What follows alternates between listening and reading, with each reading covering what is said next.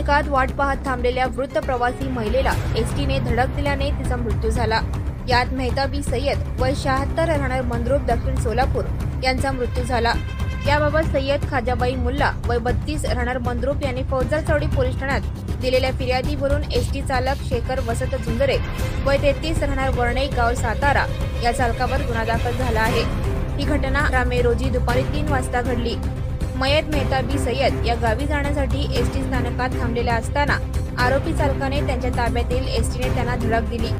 गाडीचा वेग जरी कमी असला तरी खाली पडल्याने त्या जखमी झाल्या। त्यांना उपचारासाठी छत्रपती शिवाजी महाराज शासकीय रुग्णालयात उपचारासाठी दाखल करण्यात आले। उपचारादरम्यान त्यांचा मृत्यू झाला। Subscribe now and press the bell icon. Never miss an update.